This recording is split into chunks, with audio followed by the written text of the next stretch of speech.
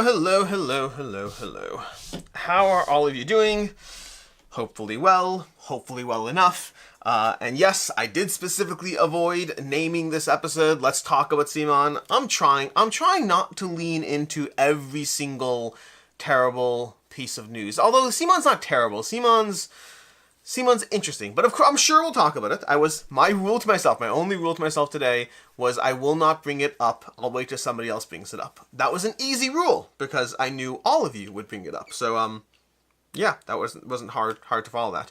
Anyways, let's go ahead and go through all the comments. We'll talk about everything, anything you want to go over. And I'm just gonna try to get I got like this one spot in my glasses that won't come off. I can't see Jack right now, but okay. Vibroski, oh man, big episode giving Simon's letter. Yeah, I imagine we'll touch upon it. ACS, and now Simon too. Yes, it will not be getting a dedicated video. We'll talk about it today, of course, because why not? And then we'll talk about it in the Week in Review. Although the things I say in the Week in Review we'll probably cover today, so you can jump over that segment. Good morning, Successful. Brian, Simon is great news, in a way. I agree with that, given what we've heard so far. What we hear now, if anything, represents a degree of control and a plan forward. At the very least, they're commenting on the situation. So that's, good in a way. I wouldn't call it great news in a way. I'd say good news in a way. Spingham, I hope Simon can weather the storm, but it hasn't been looking good for a while. I'm waiting for several of their campaigns to deliver, but I'm luckily not waiting on Hell or Annister. Alex may not be able to speak on Simon due to insider info. Joshua, you're correct. You're half correct. I can never say something that I know from a degree of having access to insider information, obviously. And it's always a delicate line to thread. Like, for example, I probably could get in trouble for saying this, but also probably not. The thing that happened today, I knew was happening already. I didn't necessarily know the exact vein of it, but I knew this was the direction that things were headed as far as not being shut down, but a degree of pulling back while they focus on delivery. I'm not going to comment on that until it's public information. I will say, actually I'll say it now, but I shouldn't do this. I will say I don't have any extra insider information that you don't have at the moment. The reason I shouldn't say that is because in the future, now if I don't say that, whatever. I don't currently have any insider information at the moment. I know what you know. I know... From the Gamefound side of things, I know what our approach to the situation is. That I can't comment on, but I know our general approach to how we again, I will say, this is what I'll say publicly very clearly. Gamefound is motivated to protect its backers. I'm not even saying that from a stance of, hey, we got a giant heart and we care about everyone. I'd like to think that we do, but that's not even necessarily the reason. It's not good for the industry or for the platform for things to go belly up. Gamefound is very motivated to protect backers from either bad actors or even not bad actors, but just things going south. That doesn't mean we always will be able to because we don't have a crystal ball, but there's a lot of motivation to protect people. Outside of that though, yeah, so as far as talking about things, I'll be talking about whatever you want today because I don't have insider information. I have my general 2 cents and my somewhat optimistic but also semi-jaded worldviews. I'm both at the same time. ACS, I hope they still deliver because I got a decent amount of money on the line. You and me both. Mr. Suitcase, Simon, wow, since I'm in Canada, maybe I've got a slim shot of getting my 2 outstanding crowdfunding fulfilled with them. I do believe that there's a decent shot of people getting campaigns delivered. And I'll talk about it. I can tell you the things that I know, and I can tell you the things that I have conjecture about. But I'm going to keep going through comments before I go to my full thoughts and opinions on it. Simon, partially because I assume people will still be tuning in, and I'd rather not say it 17 times, and I expect throughout the stream I'll have to tell people to go back to the beginning and watch it as it is, so I'm trying to limit it. Joshua, same, the news was terrible for all the great dev team, but hopefully they'll survive and we can get our products. Yeah, that is always the big one where I always feel bad for the people who lost their jobs, and I'm always torn between how to thread that line because I never want to sound unsympathetic to backers, especially with Simon. There are people who probably have over $1,000 in their campaigns. You could have 2 of their campaigns and have over 1,000, and that's not a small amount of money. But also, I do think that for most people, if you can afford to spend $1,000 on board games as a luxury product, while it does suck when you don't get it, it sucks more for the people who are out of jobs. Every single time. I have sympathy for the backers, myself included, and I have more sympathy for the people who lose their jobs. Always. I even have sympathy for the people whose own poor decisions led them to a place where they lost their jobs. I still have sympathy for that. You and I will not always make the right choices in life, and when your own wrong choices lead you to a place where you no longer have an income, that still sucks. It doesn't mean that you were a good person perfectly along the way. It doesn't mean you made the right decision. It doesn't mean you didn't screw someone over, but it still sucks. UKG, I saw something about UKGE. Where was it? Nope. Something said UKG. Hi everyone, which days are you at UKG this year? I believe I'll be at UKG Friday through Sunday, I assume. I don't know exactly the details, but I will be at UKG for the first time. Joshua, no, okay. All the small T's. I agree, CMON should focus on getting the games out and then do a few more campaigns. They have and then do a few more campaigns? Okay, I'm not sure what you're saying, because you're saying they have too many campaigns outstanding. They should get some out and then do a few more. Unless you mean they should deliver, then do a new one. Deliver, then do a new one. The one in, one out principle would be great.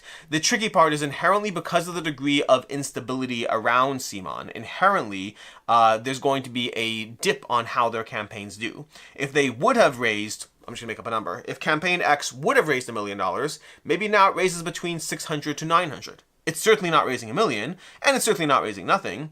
I think there's instability means future success is downgraded. To a certain extent, if they can weather it financially, the best decision is to get caught up by like as many as they can. Between pre-orders and campaigns, they have a lot outstanding. If they can deliver like 6 or 7 campaigns before the next one, that would build so much consumer confidence that even though then there'd still be a dip on future campaigns, it would be like, oh, so they haven't just been using Peter to pay Paul. Meaning inherently, if they have this long run and they need the newest campaign to pay for the next campaign, if that's always the case, then there's a fear that they're just getting a larger and larger tail. Versus if they can deliver 6 or 7 campaigns, not even all of them, again, 6 or 7, then that would, to a certain extent, rebuild customer confidence that they weren't always requiring the newest campaign to pay for the next one, if that makes sense. Again, there's no facts in this. There's lots of outside conjecture, of which for me as well, it is outside conjecture. I do not have facts here. I have some facts, which the one fact that I have is very relevant. Let's see. I've got around 3K out on CMON from Sean Marks. I haven't even counted what I'm up to. I don't back all of their campaigns. So CMON will send me stuff, by the way. So CMON will send me stuff, but if I like the campaign and I know I want it, I still back it. So things like DC United and Dead Keep and Cthulhu Death May Die, things like that, I still back them if I know I want them, because I haven't gotten everything from CMON in general, and if I love the game, I love the game. But there are some campaigns where they'll send me stuff, and there's some stuff where I definitely back. So I'd have to guess, but I think I'm probably around somewhere between 1,000 to 1,500 in the whole. I have to think which campaigns I'm actually outstanding on. Again, Deceased, DC United, Cthulhu Death May Die for sure, Dead Keep for sure. So I think it's 4, but I feel like I might be missing one. God of War. Yeah, I have to add them up. Okay. James Sullivan, this War of Mine second edition is now live. Yes, it is. Brian T, what I read in 20 seconds is they are halting development of future projects to focus on current ones. That is a good thing. They overextended. Brian, it's absolutely a good thing with the So the only reason I would say it's not great news is because anything that has like we're slowing down and letting people go, I wouldn't call it great news. I would say, given what we know, I agree with you. It is good news. I do agree with that. Mr. Suke, CMON's taking the right approach from what I've reading through. Stop investing and just fulfill obligations. Yes, the main issue we have is what if, this is the question, what if they need new funds to deliver old things? And the answer to that is, if that's the case, that's not a good situation. So I'm hopeful that they can still deliver things. And the real problem, by the way, is if tariffs are still in place. If White Death shows up on the waters and it gets delivered and they get $1 million bill in additional costs because of the tariffs, the problem with that is when you're hit with unexpected costs, you need one of 3 things to make that work. You either need cash flow reserves, meaning you need to have done well enough in the past that you can weather a $1 million bill for something that wasn't planned for. That's option 1. Option 2 is you pass it on to your backers. You don't get your game unless you pay for it. Sorry, it sucks, but this is what the US government did, so that's where we are. And option 3 is you suck it up and you have continued sales and development and ongoing future stuff that compensates for it. Those are really your 3 options. Well enough that you can absorb the cash flow, pass it on to your customer, or enough future sales. The problem is if they are slowing down on the future sales part, then anything unexpected, of which there is a lot right now, has to rely on options 1 and 2, and there's no padding for option 3. That's still not necessarily a bad thing because, again, given where they are, I think a degree of catch-up is really helpful, but we just have to hope that their internal stuff makes the numbers work on all of that. Clash with Doom. Anyone backing this War of Mine? I am not. Joshua, did you get a Switch 2 pre-order early this morning? I did not. I've never been a huge Switch person. I have a Steam Deck, which I don't use enough, honestly. I've used it a lot for, like, when I travel on planes, I use it a lot. But outside of that, it's not my main go-to playing platform of choice. Honestly, I mostly play Hearthstone these days when I'm looking for like a tablet or a mobile style game, and I do that on my tablet. So I still do use my Steam Deck though. I still do like it, just not as frequently as when I first got it. But outside of that, I'm primarily a PlayStation gamer right now. Although I'd say I jump back and forth between PlayStation and PC. ACS, I tried to get a Switch. I did not even try. I had a Switch at one point. Like, I had a budget model. I traded for someone's model. It wasn't even like a full Switch. Like, you couldn't connect it to an HDMI to a screen. It was some budget model that I don't know, but I traded board games for it. I didn't use it enough. Honestly, even at the low price of board games I played, I still didn't use it enough. I just don't think I'm a huge Nintendo platform person. Mr. Suitcase, Clash with Doom, I'm no longer backing anything, too much risk. John, pausing new launches is a great sign for delivering existing committed games. Haven't we all been complaining that they're overcommitted? Yes, but the problem is, again, that fear aspect is both things are true. You can have, it's Schrodinger's something. It's got to be Schrodinger's something. But you basically have two conflicting thoughts that are held in someone's head at the same exact time. And this makes sense to me. This isn't even hypocrisy. This is, to me, is just the problem with, like, it's kind of how, like, I want to eat the cookie, but I don't want the calories in the cookie. Those are two conflicting thoughts that you just have to wrestle with. And in the case of CMON, it's, I don't want CMON to be a company that is using the proceeds from one campaign to pay for the last campaign. Actively, I don't want that. Also, if I think they are, I need them to keep doing that so I can keep getting the campaigns. Meaning, let's paint a hypothetical here. It's a pure hypothetical, which kind of semi-works hypothetically, but let's pretend that CMON is using proceeds from one campaign to pay for the continuous delivering. If they can just keep that stable forever, if they can always be running 20 campaigns in arrears, but the 20th campaign is always paying for the first campaign, and they just keep doing that forever, in theory, we keep getting more games from CMON, everyone's happy, and the only thing you're dealing with is long wait times. And hypothetically, if they can make enough from campaign number 20, then maybe they actually manage to cut that to campaign 19 and campaign 18, and they shrink that gap. The downside is if they keep growing that gap, that's a problem. If 20 goes to 21, to 22, 23, now it's a problem. So I understand people who are looking at this being like, CMON shouldn't use money from one campaign to pay for the next, but also if they do keep doing that forever, I do actually get my games. So if they stop doing that, do I no longer get those 20 games in the middle? That's the weird hypothetical like thought process back and forth. But again, the fact that they are cutting that off and the fact that they're not shutting up shop completely does make me think that they potentially are able to weather this next batch of getting a bunch of deliveries done before picking up and resuming. So we'll see. We'll see. ACS, I mean, I don't find layoffs being a good thing necessarily. Layoffs are never a good thing, but layoffs are sometimes a necessary thing to weather bad situations. Like, there are a lot of companies that have let people go. I'm friends with a lot of people in the industry, which means I've seen people who have lost their jobs. I'm aware of companies that have let near or all of their staff go. We're seeing the headlines of companies that are closing or things like CMON that have a lot of focus and attention on them. But there are so many companies that have taken a lot of steps in order to try to shrink to as low cost as possible while they survive whatever happens next. Because again, even though right now there is a chance based on recent news articles that there's a chance that tariffs might be going away sooner, for a lot of companies, they might have been preparing for like, hey, we have to weather the next 4 years and see what happens because we just need to be around in 4 years to keep surviving. And if that means letting a few people go and making less games and lowering our overhead, that's the price we have to pay. So yeah, it's never a good thing, but sometimes it's a necessary thing. Joey, hello. Jason, I'll try to be positive and host CMON is doing its best to deliver on outstanding projects. Sucks for job loss, but head in a positive direction in my opinion. Sean, Helen on SJ maybe 2030 now, but I'd rather get them out the campaigns outstanding than work on those. James, Clash of Doom, even with the risk, I'm backing the War of Mine. I mean, obviously bias here, but like Awakened Realms seems to be in good overall. Awakened Realms runs their ship pretty tightly, or at least historically has done so. John, Alex, I think the public perception is that Gamefound does make efforts at protecting backers. I'm all in on the most recent Cthulhu Midnight. I don't think I would have been if it had been on Kickstarter. I agree with that. I think my own sense of public perception, my general sense of public perception is that Gamefound cares more about backers than Kickstarter does. But I also do see people who think that Gamefound does not care about backers. Meaning I think the overall public perception is better, but that doesn't mean that everyone says that. The amount of times I've seen people say things like, oh, Gamefound just cares about their 5%. No, that would be stupid. This is where I get into weird territory because I don't want to I'm trying not to okay, I'm going to publicly criticize Kickstarter, which I try not to do too much given the role of given the position I have at Gamefound. But if you guys are familiar with the Tiozo table situation, the Tiozo table, if you're not familiar with it, you can look it up. It was such a clear and obvious scam. Everyone complained it was a scam. They still managed to raise $500,000, and they took that and run. I mean, from what it seems like, they took it and run, and everyone in the industry was like, yeah, we saw that coming, we tried to warn everyone, and Kickstarter let it happen. And then later they're like, oh, by the way, your money's gone, but it's a scam now.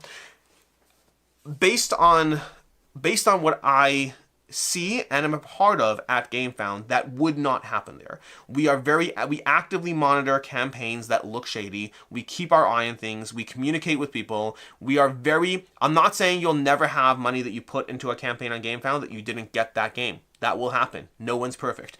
But there is a degree where we very much care about backers not getting what they paid for. Even though it's not a store, you're investing in the promise, all those usual disclaimers.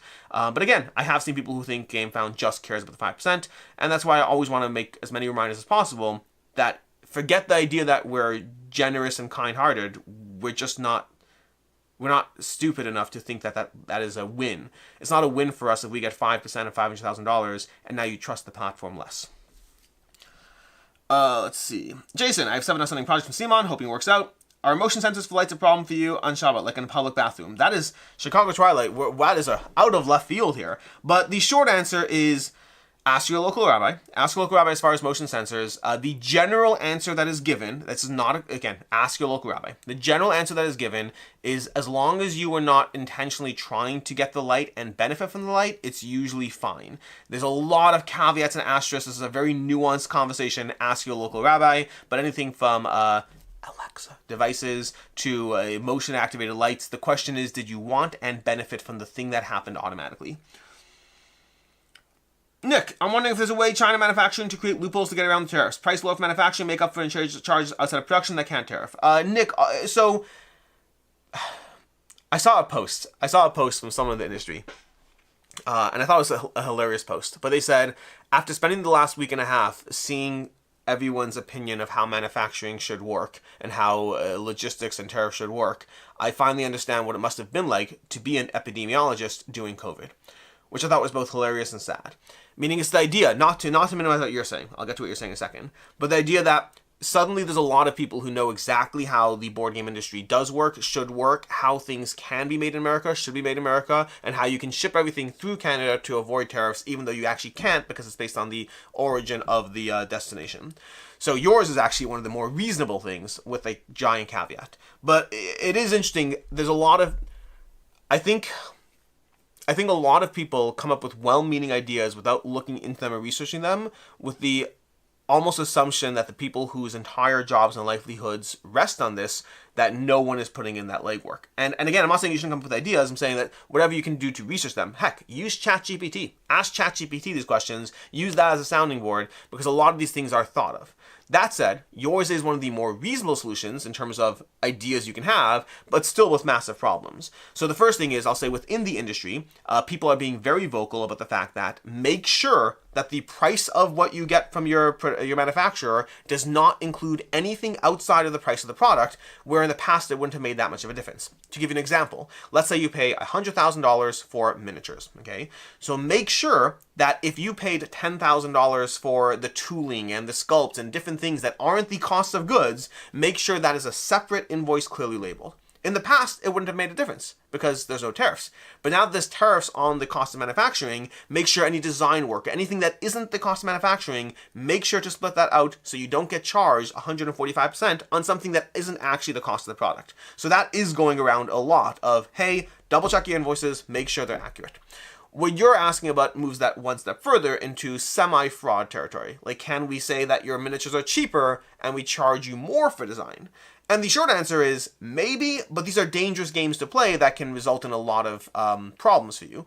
So like between you and I, again, if I am shipping out a board game and I say, hey, this is media mail, because board games, if though you don't know, are not allowed under media mail. Media mail might take my $12 package and make it a $3 package, but I can call it media mail, and odds are nothing will happen. And if something bad does happen, the cost is a little slap on the wrist or whatever it is, and maybe it gets returned to me, I lose my $3, I have to ship it again. Whenever you're an individual and you play these games of skirting the rules in order to have a savings, your risk is far lower. Your gain is far lower. You saved $9, but your risk is far lower. You won't get like shut off or in trouble. When you are an organization, a company trying to engage in these kinds of things, your risk is a lot higher. So it's not that it can't be done. It's just that you're risking a larger reward because, again, that $100,000 bill, maybe we say it's $50,000 in design and whatever, and $50,000 for the miniatures. But you have to have several parties willing to break the rules. The manufacturer has to be willing to, and you have to. So that's at least 2 people who have to be in on this legal breaking of the rules, and that means potentially 2 people who stand to suffer from that. So it's a reasonable question to a degree. Again, from all the sessions I've seen, this one at least is like the most, among the more reasonable ones, but it just has a large risk associated. Brandon, Mr. Alex BoardGameCo, long time, first time. How do you think these current nation conditions will affect conventions like PAX U, Gen Con? Short term, not a ton. I think, again, everything always happens on the margins. Maybe Gen Con is 15% fewer publishers than last year. But honestly, Gen Con also has a wait list, so 15% fewer publishers would probably just open up that wait list, so I don't think you'd see a difference. What about things like Origins that don't necessarily have a wait list? Again, maybe you see 15% lower attendance. Although this year's Origins like 20th anniversary, so they're trying to pad it, so maybe 15% just brings it back to normal. I think you will see changes and adjustments over time if these stay in place, but every single publisher is playing a weird game of what kind of decisions you have to make based off how long do I think this is going to go. So I don't think PAX U and Gen Con are going to have a large enough effect right now, but time will tell. Danny, hello everyone, hi everyone. The Tintin Jib. I recently requested canceling Mass Darkness. I'll pick it up from retail. Hopefully get my White Death and DC United. Luckily they were core plus add-ons. Moss Gatherer, will we be hearing your thoughts on Invasion Ultimate? Do you mean just the game in general, or did something happen? Because if the game in general, maybe. I've reviewed Innovation. I don't know if maybe I'll review Innovation Ultimate. I don't know. And if you mean something happened, then I don't know what happened. Brian, have you thought about doing a video on how Earthburn, Arkan, Games Workshop, etc. are able to produce outside of China successfully? Not all games are made there. Brian, so short version, depends on the game. I have to go through each one individually. Earthborn, first of all, they started with their game being in the US, and even now they're potentially moving to, I think they said Germany if I'm not mistaken, so not China, but Germany. But we've covered this, again, this is something that's been covered in general. They are very card-based. Their entire games are almost completely card-based. It's a whole different conversation when you're talking about cards. Meaning, so, I guess the question you're asking to a certain extent is, why can't you, are you asking why can't you make it in the US? Or if not, what are you asking? That's an interesting question I'd be curious about. Games Workshop and Arkham Studios, I don't know fully their process. What I will say is generally held knowledge within the industry that most of the things that you produce cannot be made in the US. That is a stronger statement than it can't be made elsewhere. Meaning it cannot be made in the US to the quality standards or costs that you would get elsewhere. Now, as far as China versus other places, there has been more dabbling in other regions, but still China seems to have the best pricing in general. Again, I'd have to look at any individual situation. Like what I can tell you is this.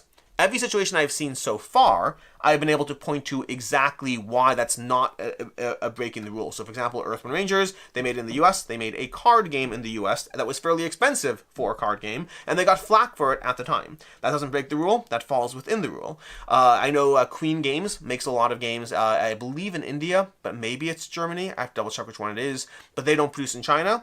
And again, even then, I think some of the things are produced in China, but I might be wrong for that. Let's say India or Germany. So again, it's not US based, but also they don't do miniatures. So they do a lot of cardboard things where China in general does seem to have the best quality miniatures. So if you look at miniatures, that almost inherently locks you into China. If you're looking at non-miniatures, there are other places you can do it, but China's still the best and cheapest, although other places are viable, and the US is almost only viable for cards alone. Like I saw someone saying Terraforming Mars was made in the US.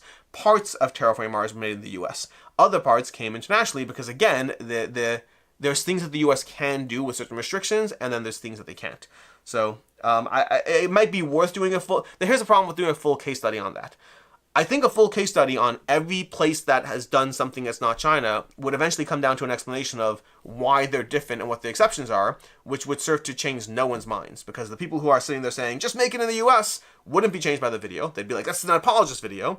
And the people who already accept the fact that China is the best place to make things right now for the board game industry, they already believe that. So it's an interesting idea to do that video, but I don't think it would change anything. Brandon, would it be the most ironic thing if Chai TV2 delivered during the trade war? Yes, it would. Jonathan, I have multiple games I'm waiting for. Any news on the Nemesis Retaliation campaign, how tariffs could affect it? I believe they said they might hold... I have to double check. They had an update. Check the update. I believe they said they might hold off on shipping or delay things a little bit, but it seemed like it should be fine. Pascal, I love your work, Alex. Longtime board game co-head. Free Palestine. Pascal, I'm going to go ahead and block you right now, and I'll explain why. I'm gonna just straight up block it. Hide user on this channel. So, Pascal, the reason I'm going to block you, and I'm sorry, it just is what it is. You say, I love your work, Free Palestine. What was the goal of that? Like, what was your, me, obviously someone who's very obviously Jewish, I have supported Israel in the past, I have also said it's a nuanced, complicated situation.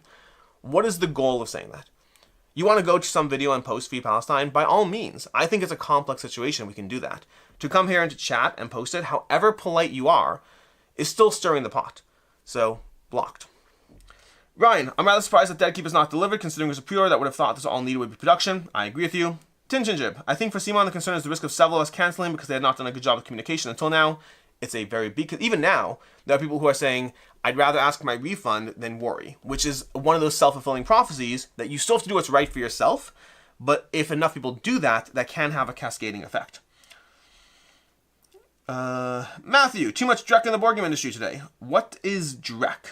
I'm curious what Drek is, because I don't know what that means before I comment. Josh, hey Alex, you may have already had a video on this, but how do you get so many games played at different player counts? Do you have several game groups? I have difficulty getting one group together. I have sort of several game groups. I have the most regular game group that I have, and then I have a lot of people who I play games with in different capacities. So to a certain extent, I would say I have one group and then a ton of people, if that makes sense. But as far as different player counts, it depends on the game. Just to be clear, I don't play every game at every player count before I review it. I would say most games I try to get in 2 player counts if I'm able to, but I usually don't even try. Like if there's a 2 to 4 player game, making sure that I play at a 2, 3, and 4 players is not always doable. But I might try to specifically get 2 and then either 3 or 4 so that I have a sense of the 2-player experience and the multiplayer experience. So it might not be as much as you think, but I just play a lot of games. Lemonade, I think making fewer games and releasing one great 2 amazing core expansion is the way to go in my opinion. That is a complicated conversation and a full video in its own right. Jason, what are you backing? Are you more hesitant to back stuff now with everything going on? I've honestly, I've been backing, what's it called? I have been backing far fewer things for a long time. I still back stuff, but just a lot less than I used to. Part of it is I think ever since COVID, prices got worse. Part of it is just I have a lot of games I'm always trying to play catch up on, so my need for them is lower. And part of it as well is I am very, very rarely back things that I haven't played already. Meaning I'm most likely to back something if I have a chance to play it, either on TTS or a prototype, and I'm like, I like this game and I want it, then I'll back it. But I've just gotten more averse in general for a variety of reasons I'm backing. The biggest one is just that I feel that the reasons to back have gotten less and less since I first got into crowdfunding. A lot of it is driven by FOMO. What if I can't get this game? And I live on the fact that there'll always be another game that I want. And I'll get games down the road. Games will come to retail and I'll get it then. Like Dead Cells, I got it after it arrived, not doing. But many other games I want during crowdfunding and I just let them go and I never think about them again. So I've been more mindful in general. Sandre, can you elaborate a bit on why it would be too costly to establish production of the board games a bit more locally, Europe, America, and Asia? Is it due to manufacturing equipment, labor, costs, and other? Sandre, plug your question into ChatGPT and have the conversation with ChatGPT. I'm not saying this to minimize what you're saying. I'm saying that this is stuff that's been done to death ad infinitum in every single board game group over the past few weeks. I feel that to continue to expound upon it too much is just, it's trying to distill a very large conversation that's constantly being rehashed. Have the conversation with, I genuinely, to any of you who think you can produce games in the US, sit down with ChatGPT, have the conversation, and then go from there, do your own research. ChatGPT is not a god, it's just very useful at having a back and forth conversation. The very short version though, is the logistics cost of setting things up is cost prohibitive. The need to do so is crazy considering the fact that tariffs can go away at any moment, so anyone who does that investment in the board game industry might be signing up for a huge amount of costs. Feel free to read an article about Quimbly's My Year in Manufacturing. That's just a good example of one person's experience trying to make it work, and outside of those 3 general ideas, use ChatGPT to further expand. All the small T's, are you telling me that the $200 game table was a scam? Was it only $200? I can't remember the cost. It was $500, $500,000 raised. Sean Marks, another casualty most likely, Blood Rage 2. Blood Rage 2 wasn't even sold. That's like a thing that's been teased for years and I finally gave up on. Aaron, I appreciate your balanced approach, but uniquely in the board game space with crowdfunding, much of the company's risk is borne out by backers with no protection. I think this dynamic is underappreciated. I agree, and there's a reason I've done videos both defending companies and also being mindful of backers' protections. I try to cover both sides, but I think a backer does take that risk, and that is potentially problematic. You have to. That's why, like, if you watch my crowdfunding to back and not to back, it's 90% not worth it, not worth it, not worth it, not worth it. Okay, this is a risk, not worth it, not worth it, not worth it. Meaning, why would I back something outside of the support of bringing the company to life, which I think is nice, but it's not the reason I back. I back because it's a mutual exchange. I help you make your product, you give me a reason to back it. Both of those things are necessary because I'm happy to be a part of helping you bring your product to life and taking on that risk. But I want to be compensated for that risk with a reason. What that reason is, well, hopefully goodies, extras, a better price point, something that's a reason. And most of the time, and again, this has changed over the years, most of the time, I'm no longer getting the reason. I'm like, oh, this will be a $70 game on crowdfunding. I can buy it $50 down the road. So I'm paying the money a year in advance, I'm taking on the risk, and I'm not getting the game till much later, and I'm paying more for it. So why should I back it? And that's why I back far, far, far fewer games than I ever used to. Now, a lot of people still do back, which is mostly driven by FOMO, I have to imagine. But yeah, I've seen far, as a backer, as a consumer, I've seen far less reason to back most of the things I used to back than I used to. The biggest one would be FOMO, like who knows if this product is going to come to life, and my usual answer to that is, if it doesn't come to life, 98% of the time, it wasn't good enough that you're not going to be missing out on much. Nick, great answer, thanks. Just thinking about the possible loopholes people may use in desperation. ACS, are you close to finishing Tamashii? No. I've made good progress, but no, not yet. Things keep on. I started another campaign game in the meantime. I started our case, so now I'm like 4 or 5 episodes into our case, which is taking up my time even more. I just keep starting things, but I have been making progress with Tamashii, just not. Oh, and then I started Metal Gear Solid. Speaking of Simon, I started Metal Gear Solid. I actually really like Metal Gear Solid so far. I need more time with it. I'm going through the tutorial arcs right now. Oh, speaking of which, let's go ahead and talk about Simon. So, my 2-cent kind of opinion on Simon is their approach of cutting back is probably a good one if they can deliver a bunch of campaigns. Now, I don't know a ton of things, but I do know this. I know that David Wainwright, who became their new media rep for Man vs. Meeple, he's still employed there. I know that. I spoke to him. He's still employed there. He's still getting a paycheck, all that stuff. He's not one of the people they let go. That, to me, if anything, is one of the bigger signs that they still plan on delivering. Like, of all the people you can get rid of your media rep if you don't plan on really delivering stuff. The fact that he's on payroll is either like, them playing double poke or whatever it is to like bluff us all, or it feels like there's still a company to be run. They're just pausing game development, which is what they said. So that alone gives me optimism that Simon is not quite done, that they are aiming to deliver, and we'll see how things pan out. That does not mean that this is a guarantee of any kind. I will say in general, when it comes to companies and bad news, I usually am on the optimistic side. I've said this about Storm Thunder. Like Storm Thunder, I've said again and again and again, every single month. In Storm Thunder and Wild Ascent, he comes back every month, puts out an update, gets a ton of hate for it, and continues doing that every single month. It's been a long time. If Storm Thunder isn't coming, just stop doing the update. The hate's already there. Why would you put out an update every single month for a game that you know, as the person making it, is never arriving? And my answer is, I don't know if it will arrive or it won't arrive, but I think you do that for one of 2 reasons. 1, you're a masochist. 2, you still think that it will deliver. Or even if there's a chance it delivers. Maybe there is financial issues and this and that, but you think there's a chance you can have it delivered. If you're the person making Storm Thunder and you know it's never happening, it's been 5 years, stop with the updates. Everyone hates you anyway. So I tend to look at things like that and then try to find the reasons why I think something is still a safe bet, so to speak, or a reasonable enough bet. Now, would I recommend that you back the next Simon campaign if it launches tomorrow? Well, I mean, it's not, but I would say probably be a lot more cautious with whether or not you're willing to do that. But as far as, am I optimistic that things I backed will still show up? I am optimistic. I have also been wrong in the past. There have been several campaigns. The first time Chai Tifa 2 people were saying was a problem, I was like, it's not a problem. Look, their last campaign just delivered, and now here I am saying it's a problem. The first time there were rumors about Street Masters and with Blacklist Games playing these dodgy questions, I was like, guys, you're looking for problems. There were problems. I think that a lot of times, but then again, the flip side is, people have been talking about Simon and having problems for like 6 years now, and now for the first time 6 years later, it's like, okay, great, there's problems. So people are quick to jump to all the reasons why a company is failing and dodging your questions and being shady and how it's all a problem. I generally am more optimistic. I have sometimes been right about that. I've sometimes been wrong about that. take that for however you want. Okay. Let's see. Holy Grail Games. No, there we go. Robert, Holy Grail Games had a very good reputation and seemed to be on solid ground. I agree. No one really seemed to be talking too much trash about them. Ryan T. Arkham Studios, Heroes of Might and Magic, Massive Ryan Conquest, made in Poland. Games Workshop, full miniature board games made in the UK. Again, I'd have to look into the individual circumstances. Games Workshop, I don't know if we can count, because Games Workshop price per miniature is a significantly higher price per miniature. So, I mean, if you're looking to pay, like, they get so much flack about their pricing, so that might be the answer. Meaning, so you just charge significantly more for the board games miniature. And in terms of Arkham Studios, I'd be very curious what their process is as far as, like, if Arkham Studios can do X, why isn't Awakened Realms doing X? That is an interesting question. I'd have to look into it. Yes, I just checked my Queen Games back, so saying Germany, which Moonstones is a hidden gem. I liked Moonstones, but yeah, Germany, thank you. I knew it was either India or Germany. I couldn't remember which one. Nat, I think we should all just play games in the imagination of our minds. That's as local as it can get. That is true. Jonathan, the Massive Ryan maker said the game is made in Europe. Do you know if this is true? According to Brian, it is true. Zaki, I really hope C1 delivers all their games. I have 3 massive pledges coming from them. I hope so as well.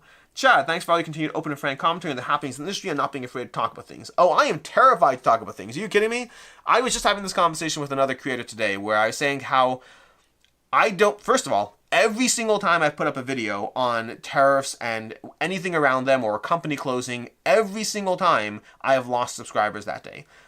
Every single time. Now, I still am going trending upwards, but like I do feel those videos certainly do cause a certain amount of fatigue from people who would rather hear good news and not all the bad news, and or people who feel that there's a certain amount of blame in their defense of tariffs, which there is a certain amount of blame. Not a ton of blame, but I do think that, I think there are a lot of people who, the way I would put it, the way I have put it and the way I will continue to put it, I think there are a lot of people who are taking a stance that they would not be taking if the exact same actions were happening from the Democratic Party. That's the only portion of people who I have a problem with. If you would have taken the, and I promise I can't read minds, so if you sit there and say, tariffs are good, they'll bring jobs back to America, or it's a negotiation tactic, whatever you say, if you are for what is currently happening, I can't read your mind, and I can't know if you would be equally for it if Joe Biden had been doing the exact same thing. And if you would have, I can disagree with you, but I don't have a problem with you, if that makes sense. Versus if you are politically biased, meaning if you're sitting there saying, hey, I believe this thing because the person I like and the person I support is doing it, but if the other side had been doing it, I wouldn't. And if that's, then I still don't have a problem with you, I guess, because life's too complicated for that. But I certainly have a problem with that. I have a problem with that behavior or that action. So yeah, so every single time I talk about these things, even now, me saying this, like I'll have some people who just disagree with me but keep watching, which is great, thank you. I have some people who agree with me, which is great, thank you. And I'll have some people who are like, I'm done feeling criticized by Alex, which is not my intent, but I also want to be able to have a frank conversation, or at least talk of my own opinions too.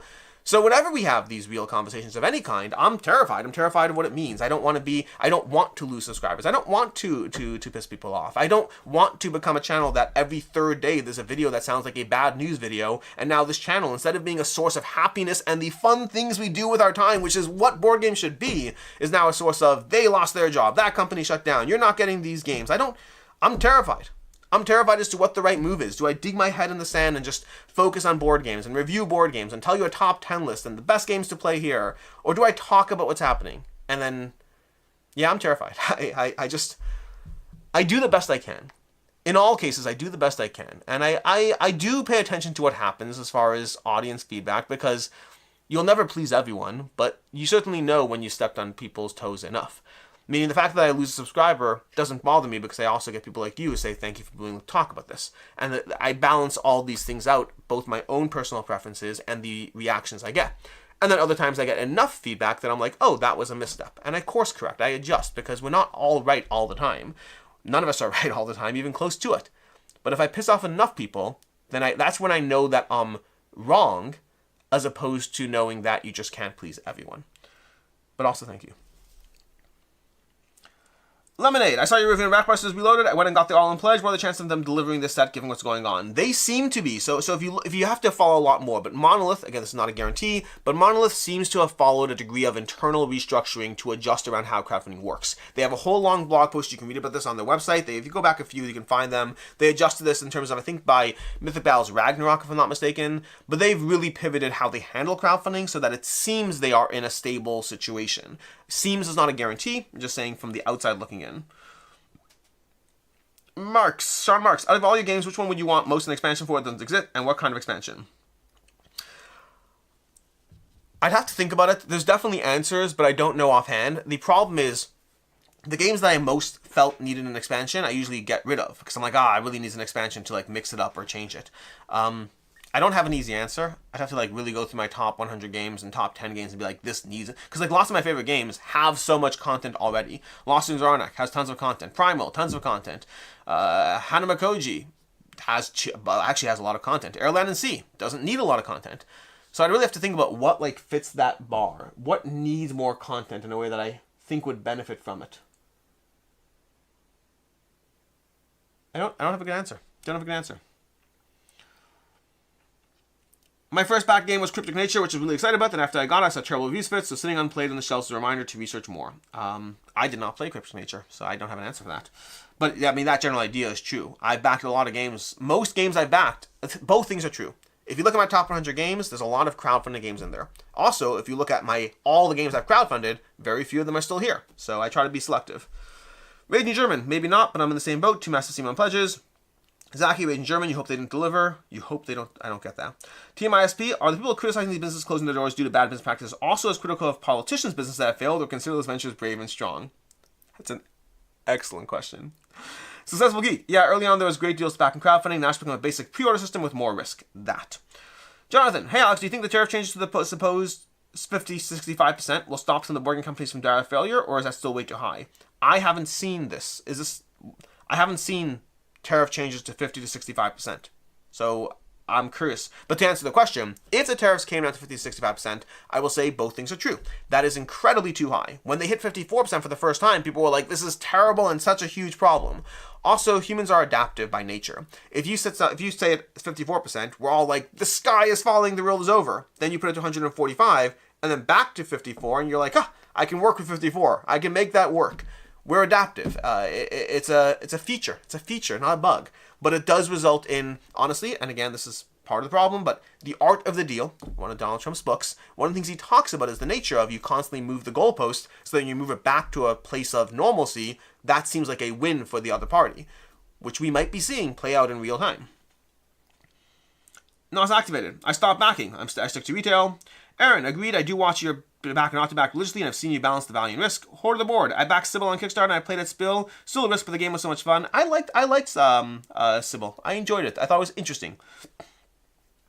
Raging. Zaki, no, of course, I hope they do, but currently it seems far from certain. 6 months.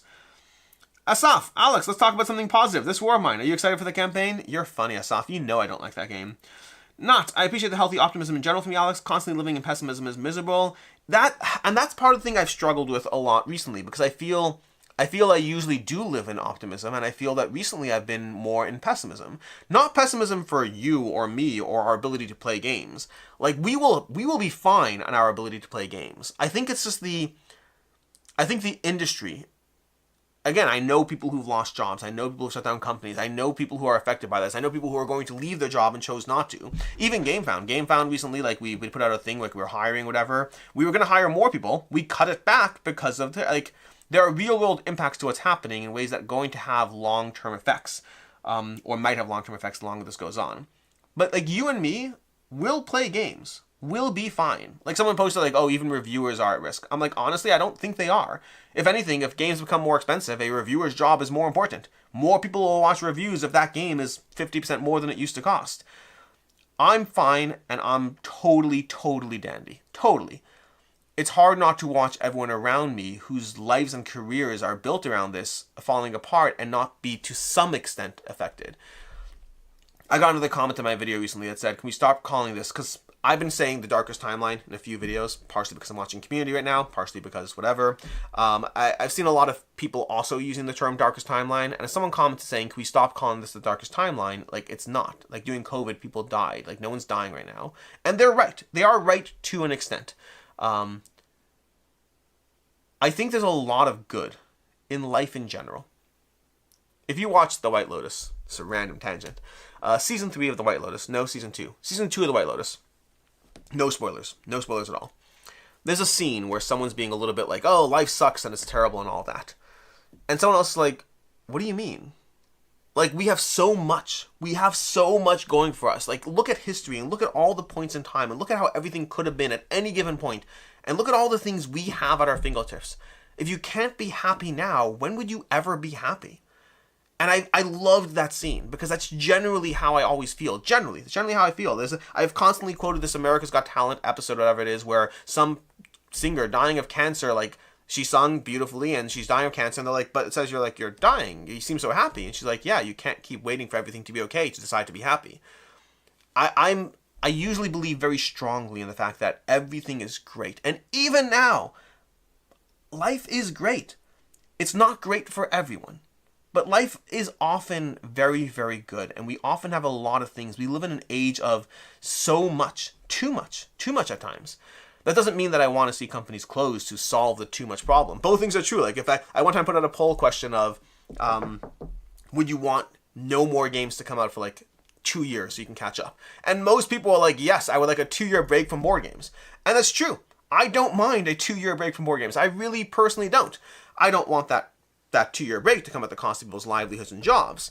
So, like, I am working in both realities. I am a positive person. I am optimistic. I like to think that life is generally good. I like to think that most of us, not if you're struggling with mental health, but I like to think that most of us have the opportunity to find the good in what we want to find, and to also find the bad in what we want to find. This isn't a blame thing. I'm not trying to make anyone feel bad if you're having a hard time in life, but I think there are degrees of agency in how we approach things.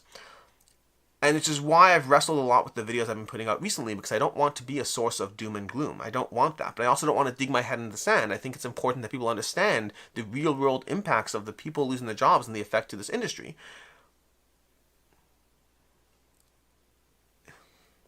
I don't know how you balance it all. I don't know how you balance those two different things. I haven't figured it out yet.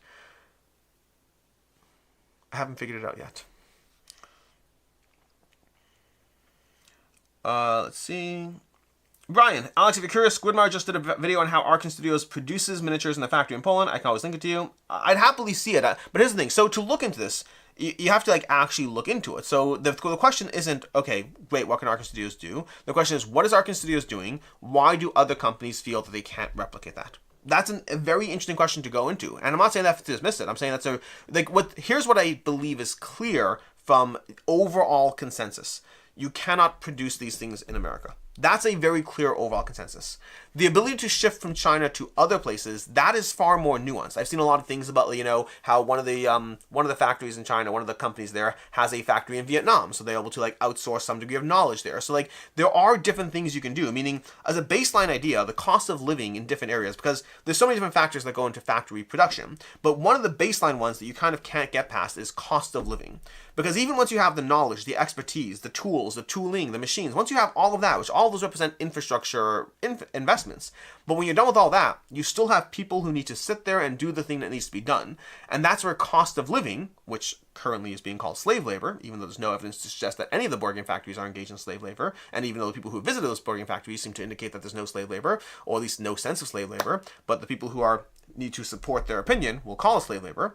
But cost of living is a very real thing. So cost of living in Vietnam is going to be lower, in China is going to be lower. Heck, in Poland, the cost of living in Poland is lower than it is in the US. And those things will also all have an effect. So to me, the idea that you can do it in Poland, that is far more believable from what I do know about the industry than the idea that you can do it in the US.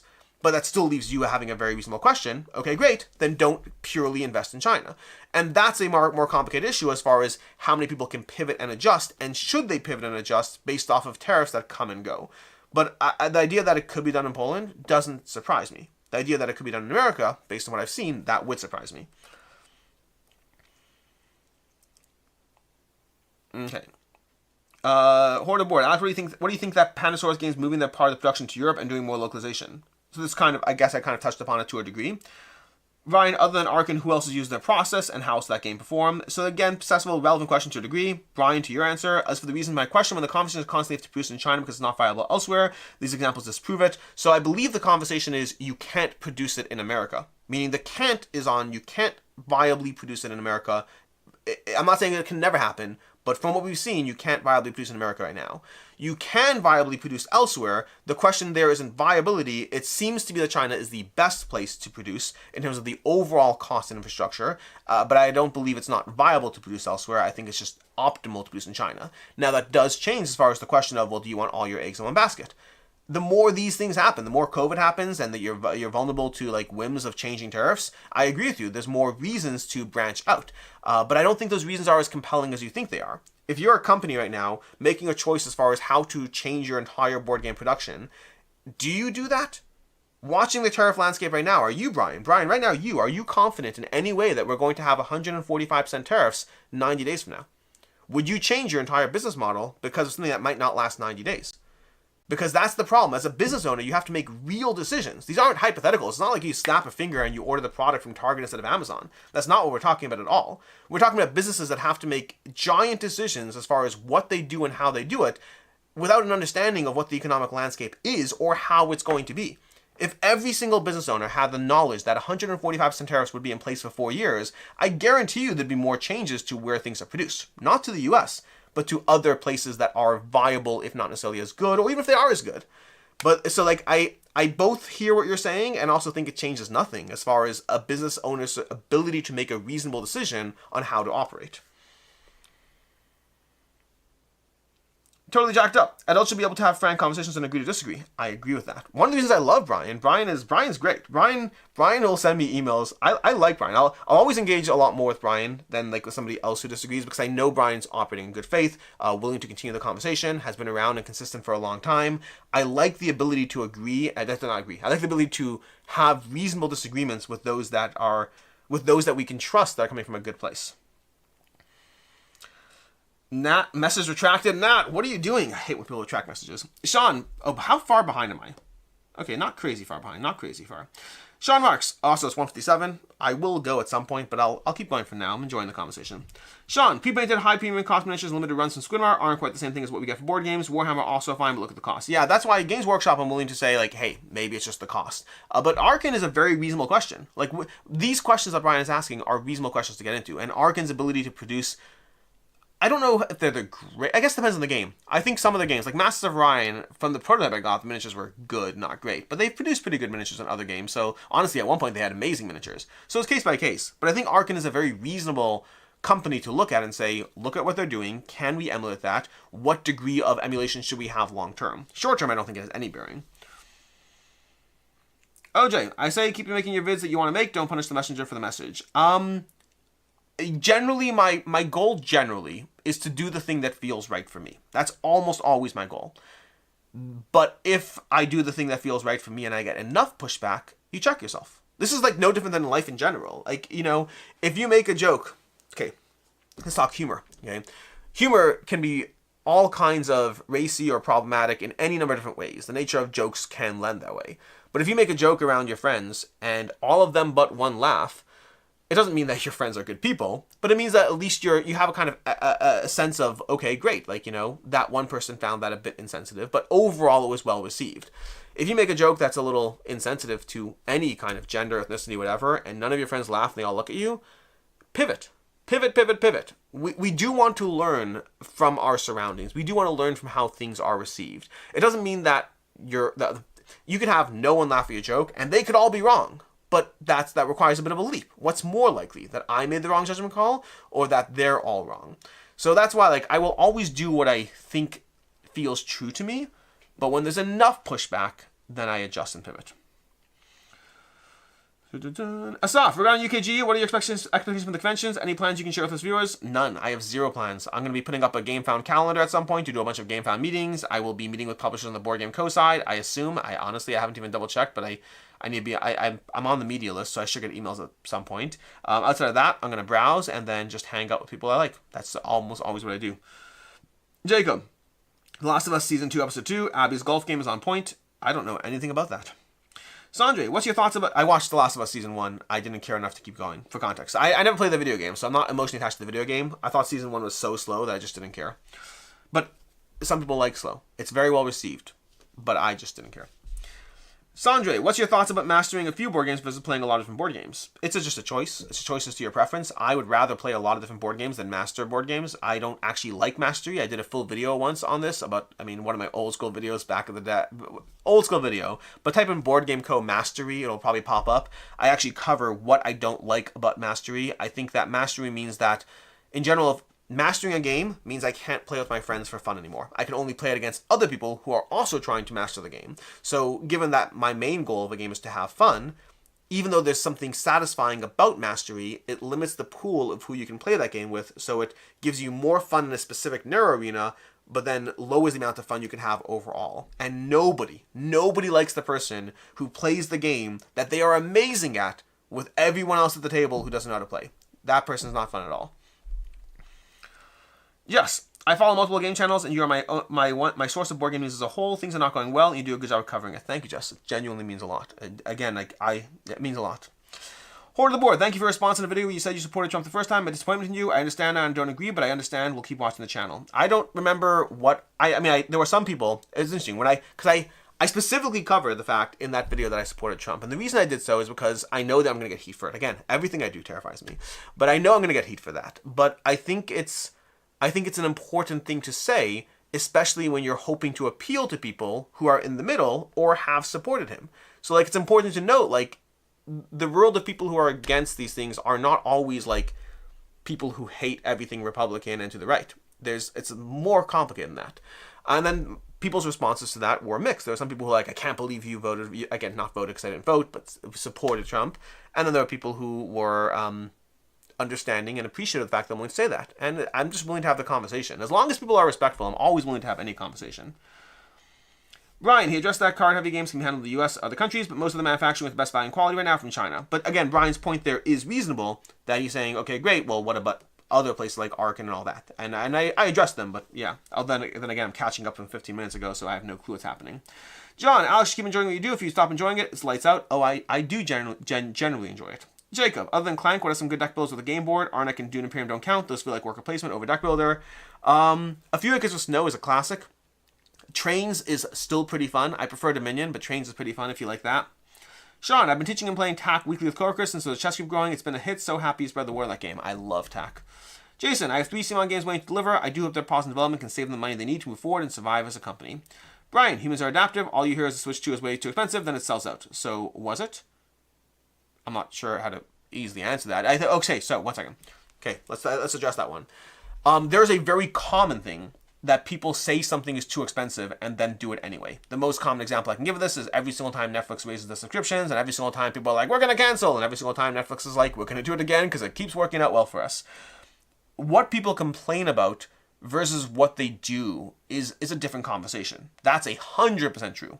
I don't know if I have an easy response to what you're saying. I will say that the response I would say is what people complain about versus their actions are 2 different categories. I acknowledge that. So I agree with you on that. Eric, wonder how the board game conventions went this year. I went to PAX every year. I'll be skipping this year. There's a lot of reasons people are skipping. It conflicts with the Boston Marathon. Everything going on now. Tourism to the U.S. is down. I think it's down 30. If I recall correctly, tourism to the U.S. is down 30% year over year right now. And depending, Canada is down 70%. Canada is down 70% year over year, which is insane. Basically, Canadians are not thrilled with the idea of visiting and giving money to the people who want to make them their 51st state. So, yeah, the tourism, and I know individual people who have sat there and started canceling plans, individuals in the board game space. This is anecdotal. The larger numbers, the 30% and 70%, mean more. But anecdotally, I know a lot of people who are considering more carefully their travel to the States because you keep hearing these stories here and there about different things happening with travelers to the States. And yes, your numbers are good overall, but the risk assessment has to be done in a way that it didn't have to be done before. I'm a green card holder. For the first time in my life, I've thought of the fact that I might just get deported for whatever reason is created. I probably won't be. Numbers are in my favor, but I've never had to think about it until now, and now I actually do have to think about it. So there's a lot of reasons why PAX will be less attended this year than it has in the past, but I still think attendance will be good. It just might be, maybe it'll be down from last year. I don't even know. They sold out last year, so again, that's the tricky part. Because they sold out last year, let's say they would have sold, if they sold 100% of tickets last year, and let's say attendance is down 15%, we don't actually know if it's going to have an impact, because what if attendance last year would have been 115%? Technically, it's like 118% once you do the math. But at that point, whatever it is, so because it sold out last year, we don't actually know where it'll end up this year, even with a dip, if that makes sense. Successful. I think the biggest thing the companies would fear is people being happy with what they have. At least in the US, we have such a state of FOMO at all times. That is the biggest threat. Not COVID, not tariffs. People being happy with all the games they have. Totally jacked up. Brian, I know, right? Like constipation, this too shall pass. Not sure what you're addressing, so...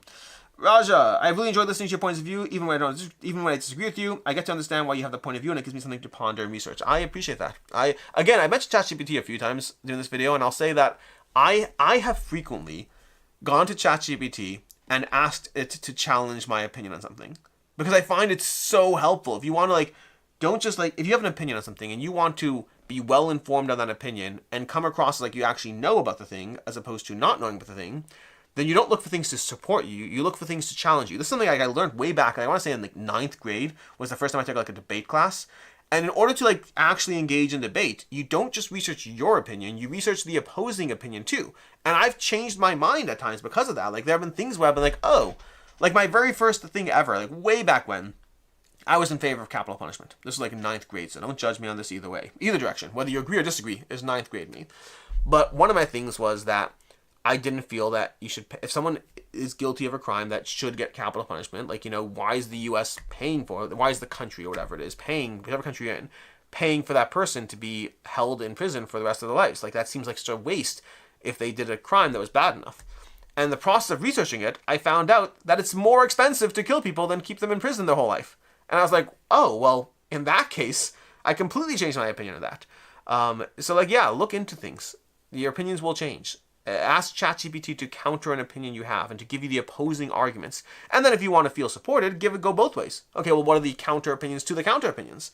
It can really be a very helpful tool. And if you don't have a ChatGPT account, it's free. Sign up for ChatGPT. Again, obviously, if you are against AI to an extent that feels immoral, which I completely get. There's lots of energy usage things, different story. I'm okay with ChatGPT personally, so I use ChatGPT a lot.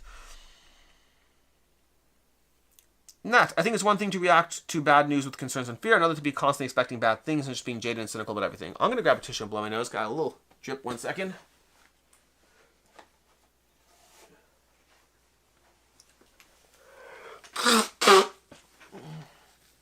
Okay. Which is what I consider a pessimistic mindset.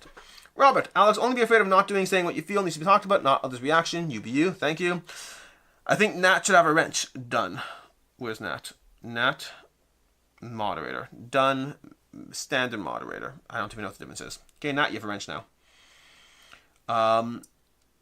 Nat says, please don't give me responsibilities. I have too much going on. Oh, people with wrenches don't do anything here. It's all good. Nat, message retracted.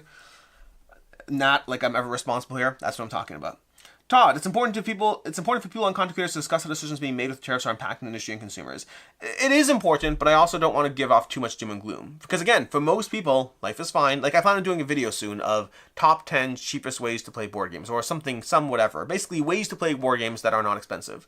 And part of that's motivated by hey, if the landscape continues going this direction, you might have to adapt in some way. Part of it's just save money when you can. Why not? But again, the average person in the board game industry is going to be fine. The board game industry is going to survive. It doesn't mean there won't be casualties along the way, casualties that could have been avoided. So it's both things are true again. Both things are true. Now, cost of labor is a big reason why my industry was seeing massive layoffs in the West and massive investment in Southeast Asia. Yeah. Nat, for those who don't know, is in the video game industry, which has seen massive, massive issues. Crazy Dave, can't stop looking at Alex's shirt. It's awesome. This is from Into the AM, where they did a sponsorship one time where it wasn't even a paid sponsorship. Because that's more complicated. It wasn't a paid sponsorship because I was so laden with that. I was like, don't pay me for it. I'm just gonna talk about the shirts. But I really like these shirts. I did one non-paid sponsorship with them, and I would buy these shirts again. I have these and some classic ones. It's not even about the design. The design's nice, but they feel so good. I highly recommend Into the AM. I am not being paid to say this. Their shirts are pretty awesome, and I will be buying more. Nat, I retract my message because I thought it could be easily misinterpreted. Fair.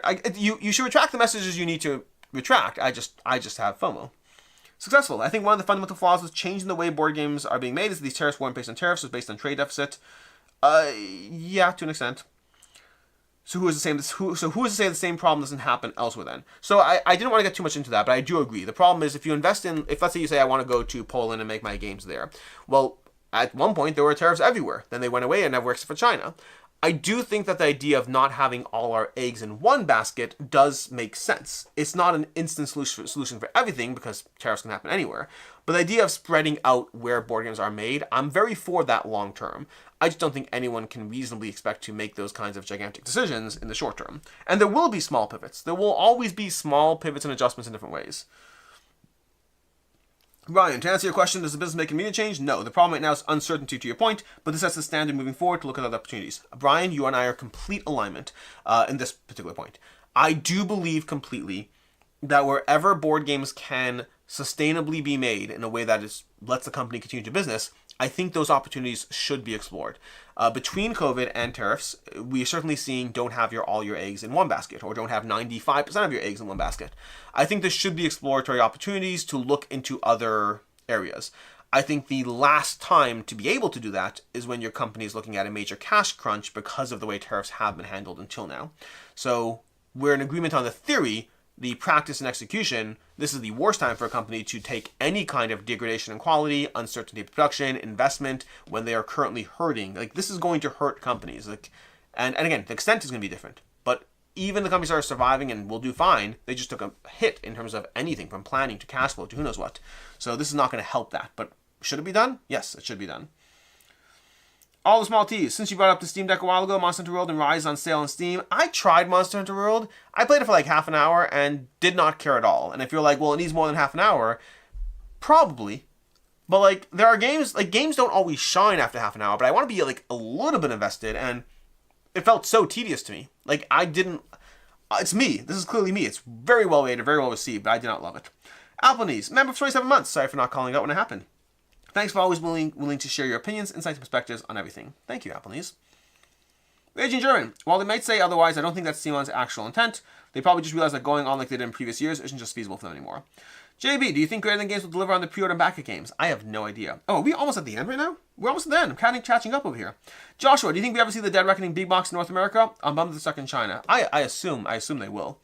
Pariah, Gen Con is going to be a mess this year if tariffs don't get controlled. I don't know what it's going to be. I just don't know. I don't have any sense of what it's going to be like. Like, they already say, many publishers already say that conventions are not a way to make money, they are a marketing expense. Meaning you bring all your games, you have to like ship them in and deal with all the stuff and all the costs of setting things up. If you break even on a convention, you're lucky. Now, some publishers will make money, but your general publisher is like, this is a marketing expense. It gets you out there. People walk by. Everyone's excited. People come home with your games. You see it it's a giant marketing expense. But now that marketing expense on the game side of things just got 145% more expensive. So I assume Gen Con will still exist. I mean, well, for sure exist, but there might be massive changes to it. Raging German, they lose too many backers given the uncertainty due to tariffs and lack of trust in the company. Jordan, ISIS Vanguard is on the fence about is it worth the buy? I really enjoyed ISIS Vanguard. I'm also probably getting rid of it. I've started to realize that, like something like ISIS Vanguard that I really enjoyed it. I really enjoyed it. But I don't finish games that take 100 hours. I really, really don't finish games that take 100 hours. I think I still like campaign games and legacy games, but they have to be in that like 30-hour max range. The longer it drifts from 30 hours, the less likely it will be. Like, despite all the times I don't finish campaign games, I finish legacy games and campaign games all the time. Like, 3 or 4 times a year, which maybe that's not all the time. But, like, I knock out 3 to 4 legacy or campaign games a year, which is probably more than your average person. But I have so many campaign games that, like, that's still a small amount relative to the amount I have. The longer ones, I think I'm giving up on. So I'm going to, like, the next time I do a campaign game purge later this year, there's going to be some that I just really give up on. Not because I don't like them, but just reasonable time management. Nat, gotta dive. Hope you all have an awesome day. Charlie, I'm missing Master of the Universe on the shelf back there. It's still there. It's just there. Clash with Doom. What is AR planning not to get hit as hard as other companies during these turbulent times? I think they said that they're in a holding pattern. Many people in the industry are hoping they go away, and we're just kind of playing this weird waiting game.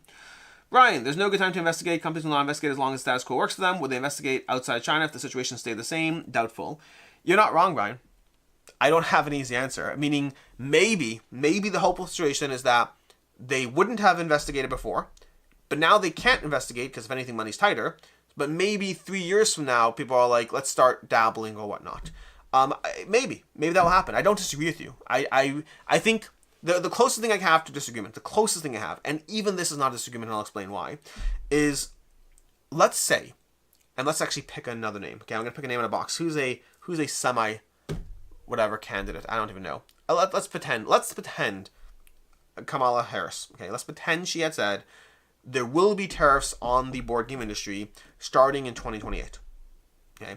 And the reason I'm using Kamala instead of Trump is because Trump, for better or for worse, even if you like him and think he's amazing, there's a degree of instability around him. No matter what, like you can't ignore that. He is unstable in how he operates, even if it's for the greater good in any way. Versus someone like Kamala, I think is less unstable.